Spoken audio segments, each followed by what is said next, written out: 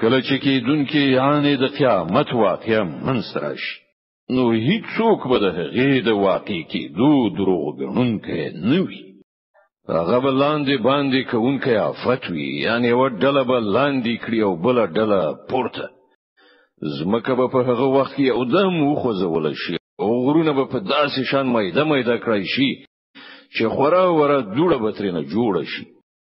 تاسې به په هغه وخت کې په دریو ډلو ویشل شي، د ښي لاس خاوندان او څه ښه دي د ښي لاس خاوندان او د کیڼ لاس خاوندان او څه بد دي د کیڼ لاس خاوندان. او د ټولو نه وړاندې خو بیا وړاندې دي هغوی خو خدای ته مقرب خلق دي، له نعمته ډکو جنتونو کې به اوسېږي. له ړومبنیو نه به زیاته ډله وي او له وروستنیو نه کمه ډله. له زرو څخه ټینګو بدل شوو تختونو تکیه وهلي مخامخ سره ناست وي. د هغو په مجلسونو کې به همیشني هلکان په خدمت کې ګرځي را ګرځي، د بهیدونکي چینې د شرابو له ډکو پیالو، سراهیانو او جامونو سره چې د هغو په څښلو سره به نه د هغو سر وګرځي نه به په اعصابو کې خرابي پیدا شي. او د هغو مخې ته به هغوی راز راز خوندورې میوې وړاندې کړي چې کومې خوښې وي غوره یې کړي، او د مرغانو غوښې به ورته وړاندې کړي چې د کوم مرغې خوښه وي استعمال یې کړي. او د هغو لپاره به د ښایسته سترګو خاوندانې حورې وي، داسې ښکلې لکه پټې ساتل شوې مرغلرې. دا هر څه به د هغو عملونو د مکافات په ډول هغو ته ورکړل شي چې هغوی په دنیا کې کول. هلته به هغوی کومه چټي وینا یا د ګناه خبره وانه اوري پرته له سلام ویلو څخه، یعنی هر خبره چې وی سمه صحیح به وي.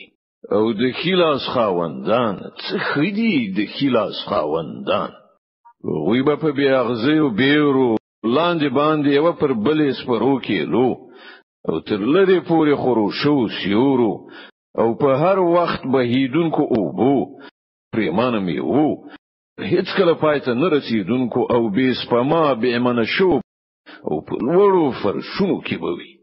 د هغو میرمنې به مونږ په ځانګړي ډول بیا له سره پیدا کړو او هغوی به پیغلې وګرځو، د خپلو میړونو عاشقان او په عمر کې هم زولې. دا هر څه د ښي لاس د خاوندانو لپاره دي. هغوی به له ړومبنیو نه یوه زیاته ډله وي او له وروستنیو نه هم یوه زیاته ډله. او د کیڼ لاس خاوندان او د کیڼ لاس د خاوندانو د بدمرغۍ څه پوښتنه. هغوی به د ګرم باد په تپونو او په خوټېدلو اوبو او د ډېرو تور لوګي په سیوري کې وي چې نه به سوړ وي نه راحت رسونکی. دا به هغه کسان وي چې له دغه عاقبت سره له مخامخ کېدو نه مخکې په نعمتونو کې بسیا کړای شوي او پر ستره ګناه باندې ټینګار کاوه.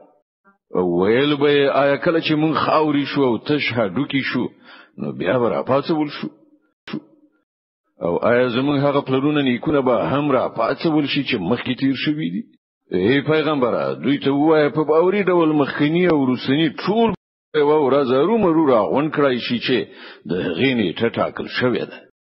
نو ای ګمراهان او دروغجنو، تاسې د زقوم د ونې خواړه خوړونکي یئ، له همغې نه به تاسې خېټې ډکوونکي یئ، او پر هغو د پاسه به خوټېدلي اوبه د جل وهلي اوښ په څېر څښئ. دا د کیڼ لاس د خاوندانو میلمستیا د قیامت په ورځ. مونږ تاسې پیدا کړي نو ولې په دې حقیقت یقین نه کوئ؟ تاسې کله غور وکړ دغه نطفه چې تاسې په رحم کې غورځوئ له هغې نه ماشوم تاسې جوړوئ که د هغه جوړونکي موږ یو؟ ستاسې په منځ کې مرګ مقدر یعنی ټاکلی دی او مونږ له دې نه بېوسې نه یو چې ستاسې بڼې بدلې کړو او په داسې یوه بڼه کې مو پیدا کړو چې تاسې پرې نه پوهیږئ. تاسې خو په خپل لومړني پیدایښت باندې پوهیږئ، نو ولې پند نه اخلئ؟ آیا تاسې کله غور کړی دی دغه تخم چې تاسې کرئ له دغو نه کښتونه تاسې را زرغونوئ او که د هغو زرغونوونکي موږ یو؟ که موږ وغواړو نو دغه کښتونه به بوس وګرځو او تاسې به د راز خبرو جوړونکي شئ چې پر موږ باندې خو برعکس تاوان راغی. بلکې زمون خو بیخي نصیب خوا شوی دی.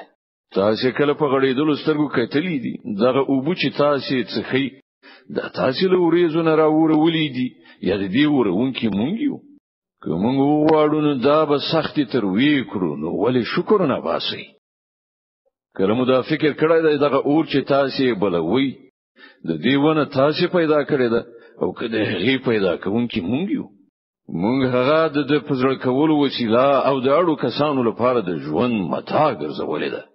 نو ای پیغمبره د خپل عظیم پروردگار نوم په پاکۍ سره یاد کړه.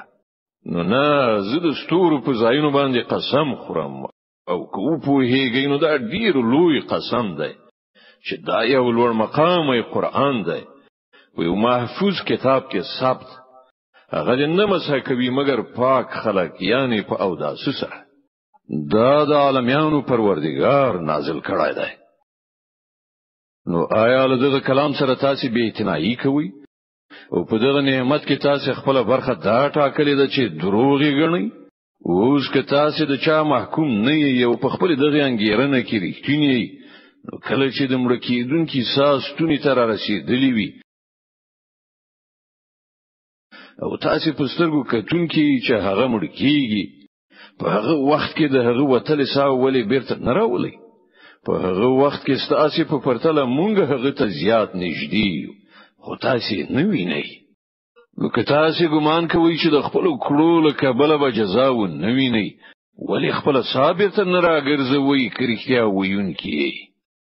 بیا که هغه مړی د خدای د درگاه د نږدې کسانو څخه وي نو د هغه لپاره راحت غوره روزي او له نعمت نه مال جنت ده. او که هغه د خلاص له خاوندانو څخه وي نو د هغه هر کله داسې کیږي چې سلام دی تاته ته د خلاص له خاوندانو څخه. او که هغه له دروغ غنونکو گمراهانو څخه وي نو هغه ته د میلمستیا لپاره خوټېدلی او دوزخ ته نه وتل دي. دا هرڅه بیخي حق دي. نو ای پیغمبره د خپل لوی پروردگار نوم په پاکۍ سره یاد کړه.